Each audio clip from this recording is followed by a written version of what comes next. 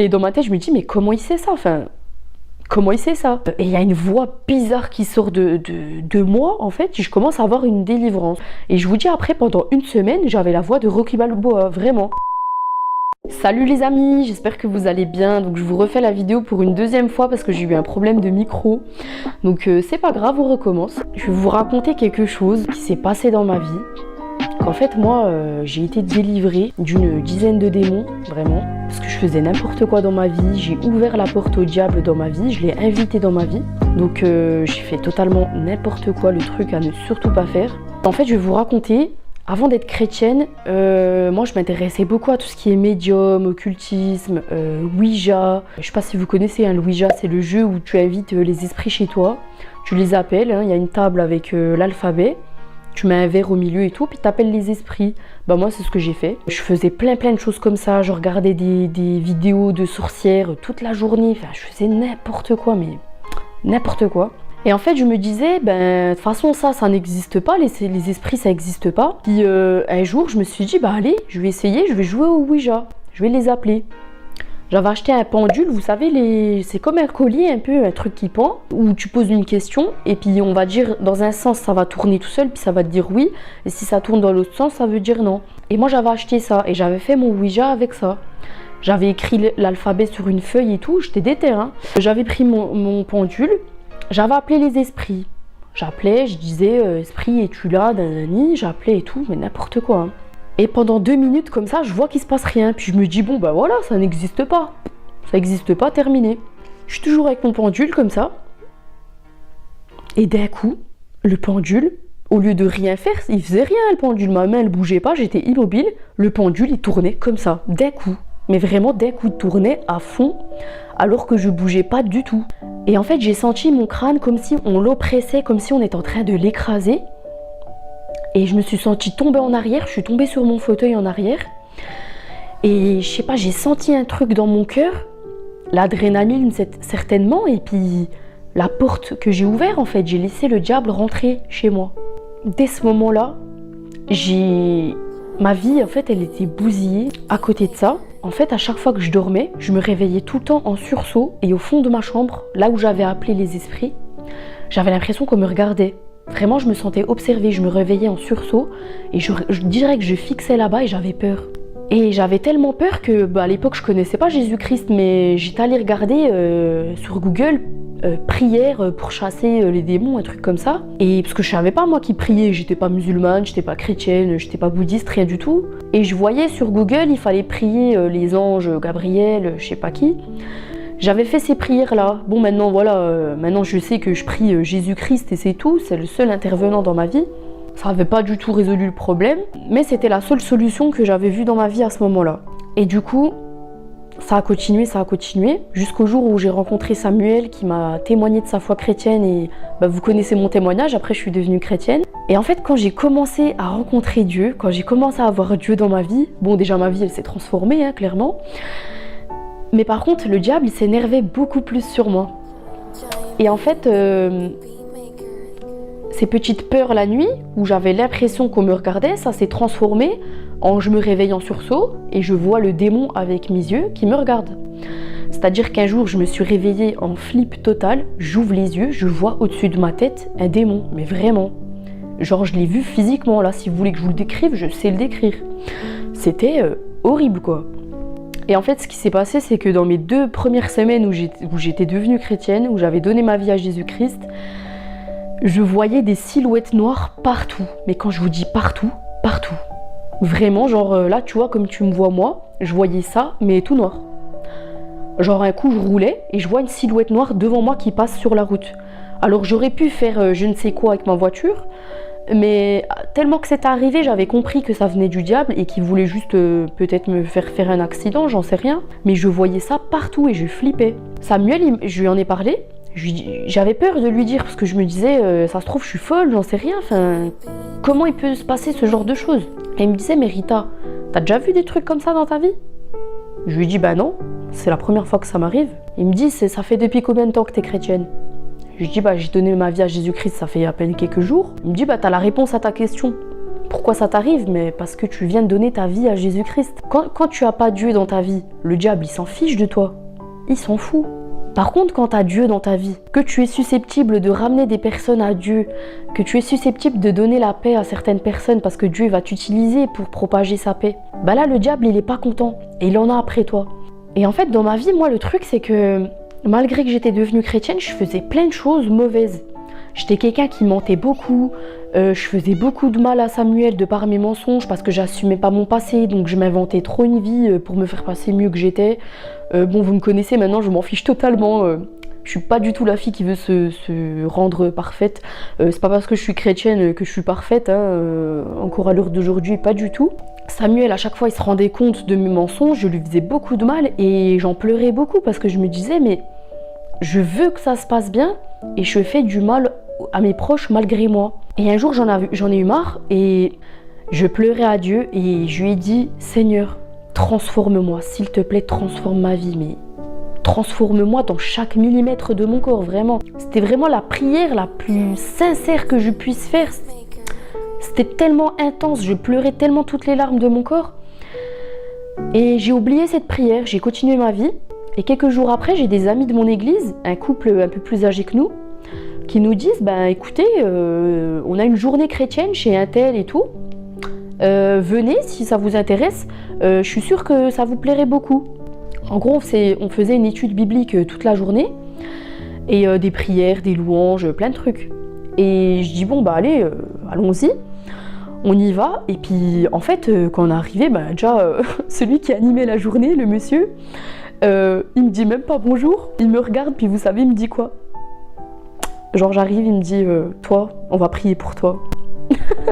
Alors moi dans ma tête je me dis mais pourquoi il veut prier pour moi?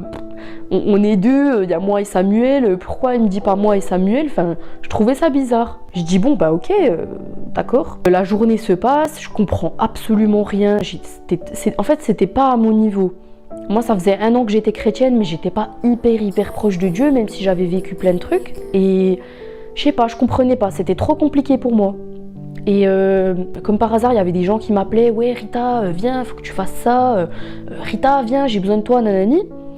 Tout était fait pour que je parte, mais c'était un truc de malade. Et en fait, après, j'ai compris pourquoi, c'est parce que, vous allez comprendre, je vous spoile pas. Et vient le moment, mais attendez. Après, il y a un moment de pause, et le monsieur qui anime la journée, je passe à côté de lui, et il me dit... toi t'as des terreurs nocturnes. Alors je le regarde, je lui dis oui. Et dans ma tête je me dis mais comment il sait ça? Comment il sait ça? Vient le moment de prière, parce que moi je voulais absolument partir, j'insistais, en plus je suis un peu une tête de mule dans ma vie des fois, et j'insistais, puis il me dit ok, on respecte votre choix, si vous voulez partir, il n'y a pas de souci, mais par contre on va prier pour toi avant de partir. Les gens commencent à prier, et il y a un des messieurs qui prie, puis il me dit Rita, je vois des chaînes à tes pieds. Quelques semaines avant, une autre personne qui n'a pas du tout consulté cette personne m'avait dit la même chose. Rita, je vois des chaînes à tes pieds. Donc là, quand il me dit ça, ça commence à me faire peur. Moi, je me dis, oh là, truc de fou. Et les saints qui commencent à prier, il y a plein de voix en même temps qui parlent et tout. Et je sais pas, je commence à me sentir pas bien. Vraiment, il y a un truc qui serre mon cœur, je me sens pas bien. Je me mets à pleurer, je sens que je vais tomber en arrière. Puis je dis, attendez, là, je sens que je vais tomber. Et il m'accompagne pour tomber. Ils me mettent par terre et je commence à avoir des genres de spasmes et tout, trop bizarre. Et il y a une voix bizarre qui sort de moi, en fait, et je commence à avoir une délivrance.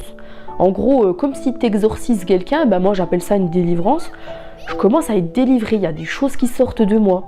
Et c'était un son qui sortait de ma bouche, que même si je veux le reproduire, je peux pas du tout le reproduire. Genre c'est impossible, c'est un truc, ça, tu peux pas l'imiter en fait, c'est impossible. Et je vous dis après, pendant 1 semaine, j'avais la voix de Rocky Balboa, vraiment. En fait, les personnes qui priaient, elles chassaient plein de démons, mais vraiment, je vous dis, une dizaine de démons. Esprit de séduction, esprit de mensonge, je mentais H24, ma vie c'était de mentir, je m'inventais des lives au quotidien. Esprit de pornographie, j'étais addict à la pornographie. Il y avait quoi? Esprit de mort, je voulais me suicider, il y avait plein de trucs, mais... Ils connaissaient tout de ma vie, ils savaient tout. Dieu leur avait tout révélé, vraiment. Et à un moment, la personne là, le monsieur qui organise la journée, il parle à une des filles qui prie pour moi et lui dit demande-lui si elle a été violée. demande-lui si elle a été abusée sexuellement. Elle me demande, puis je lui dis oui. Et en fait, là, dans ma tête, je me suis dit, ah ouais. Mais en fait, tu vois, il y a des trucs, tu peux l'inventer. Même si, tu vois, il y a des trucs, tu peux te dire, bon, ben, pornographie, bon, ben, tout le monde a regardé, vas-y, je chasse l'esprit de pornographie. Mensonge, allez, tout le monde a menti, je vais chasser ça. Mais que j'ai été abusée sexuellement, tout le monde ne le sait pas. Là, quand il a dit ça, je me suis dit, ah ouais, là, c'est vraiment Dieu qui parle. Et moi, j'étais quelqu'un qui avait beaucoup de doutes, parce qu'il y avait plein de gens qui me disaient, mais Rita, t'es folle ou quoi? C'est n'importe quoi ce que tu racontes, vas-y, arrête tes bêtises, Dieu, il n'existe pas, c'est juste une religion, calme-toi, voilà. Et j'avais vite des doutes, je me disais souvent, mais est-ce que ce que j'ai vécu était réel? Est-ce que j'ai vraiment ressenti la présence de Dieu, ou c'est moi qui m'ai fait des films, qui a imaginé dans ma tête? Mais non, là quand j'ai vécu ça physiquement, quand j'ai vu les démons physiquement sortir de moi, que je vomissais des esprits, je me disais mais impossible en fait, c'est physique, c'est réel, c'est pas parce que tu le vois pas avec tes yeux que ça n'existe pas en fait. Et du coup en fait ça c'était une preuve pour moi que Dieu existe et que le diable existe. C'était vraiment le moment où j'ai arrêté d'avoir des doutes. Là, à partir de ce moment, ma vie elle a changé. Et c'est là que maintenant je m'en fiche en fait, tu peux me dire ce que tu veux, je crois en Dieu, tu peux pas me faire douter en fait. Suite à ça, toutes les personnes qui étaient là, ils étaient choqués, ils me disaient waouh mais Rita t'as pas le même regard, t'es plus la même personne, on dirait deux personnes différentes, on t'a rencontré juste avant, t'avais jamais vu, t'étais comme ça, maintenant t'es comme ça, c'est un truc de malade et tout, juste visuellement on voit que t'es délivré, c'était ouf hein. Les amis, alors j'ai eu un petit souci technique, j'avais plus de batterie donc mon téléphone a coupé. Donc c'est pas grave, hein, on va reprendre où on en était. C'est vrai qu'après ça, il y a encore plein de choses qui ont changé dans ma vie. Je me suis beaucoup plus sanctifiée dans ma vie, je me suis beaucoup plus approchée de Dieu. J'ai arrêté pas mal de choses, j'ai arrêté les musiques mondaines, j'ai arrêté plein de trucs. J'ai jeté tout ce qui était livre par rapport au médium, par rapport au pendule, j'ai jeté le pendule. Et après, il faut savoir que moi je suis albanaise. Pour ceux qui ne connaissent pas forcément ma chaîne, et chez les Albanais, la sorcellerie, la voyance, c'est tout ce qu'il y a de plus banal. Genre, t'es à la plage, en vacances, en Albanie, il y a des voyantes, elles viennent te voir, elles te demandent 5 balles et puis elles te donnent des infos, quoi. Et le truc, c'est que tout ça, c'est vrai, on te donne des vraies infos souvent. Parce que, en fait, ces personnes-là, elles traitent avec le diable, tout simplement. Elles communiquent avec des mauvais esprits, et puis c'est ces esprits-là qui vont te dire les choses. Mais sauf que la Bible, elle interdit ce genre de choses. La Bible, elle interdit l'occultisme. Dieu, il condamne ça, donc on ne peut pas utiliser ça. Parce qu'en fait, quand tu te tournes vers le diable pour avoir ce genre d'informations, c'est comme si tu disais à Dieu, en fait, Dieu, j'ai pas besoin de toi. Je vais aller voir quelqu'un d'autre. Et ça, c'est pas normal. Tu peux pas faire ça à Dieu. Des fois, on peut se tourner vers l'occultisme parce qu'on n'a pas de réponse à nos questions, mais une non-réponse de Dieu est une réponse. Tout à l'heure, je parlais avec quelqu'un à ce sujet, mais des fois, quand tu demandes quelque chose à Dieu, souvent tu verras qu'il t'a déjà répondu dans la Bible. Donc c'est hyper important de lire la parole. Voilà, moi je vous invite vraiment à jeter tout ce que vous avez d'occulte chez vous. Ça vous apporte que du mal, vraiment, c'est des portes au diable. La Bible, elle en parle de tout ça. Vraiment, je vous invite à chasser tout ça de vos vies. C'est hyper grave. Et si j'avais pas eu Dieu qui m'avait sorti de là, va savoir ce qu'il aurait pu se passer. Les esprits, quand ils entrent en toi, ils se jouent de toi en fait. Ils te manipulent comme une marionnette et ils t'emmènent où ils veulent. Donc ouais, vraiment faites attention. Dieu existe, mais le diable existe aussi. Et il faut s'en méfier parce que, en fait, tu peux aller vers le diable et il va te donner des trucs. Par contre, il te prend quelque chose en échange. Or que Jésus, lui, quand il t'offre quelque chose, c'est gratuit. Ton éternité, il te l'offre gratuitement. Le rachat de tes péchés, il te l'offre gratuitement. T'as rien en retour à donner en fait, c'est juste gratuit. Il t'aime et il te dit, tiens mon enfant, je te donne ça en cadeau. Donc voilà, soyez bénis les amis. Je prie que vous soyez dans le chemin de Dieu. Vraiment, je prie que la volonté de Dieu soit faite dans votre vie et que tout esprit du mal s'en aille de vos vies. Que vous puissiez être dans le bon chemin, dans le chemin de la paix de Jésus-Christ. Amen. Soyez bénis les amis, je vous aime très fort. Si vous avez des questions, n'hésitez pas, je préciserai mes propos en commentaire avec vous. Et n'hésitez pas à liker, à commenter, à partager, ça donne toujours de la force. Ça propage le message de Jésus-Christ. Et voilà, en tout cas, je vous aime énormément, je vous fais de gros bisous et je vous dis à très bientôt.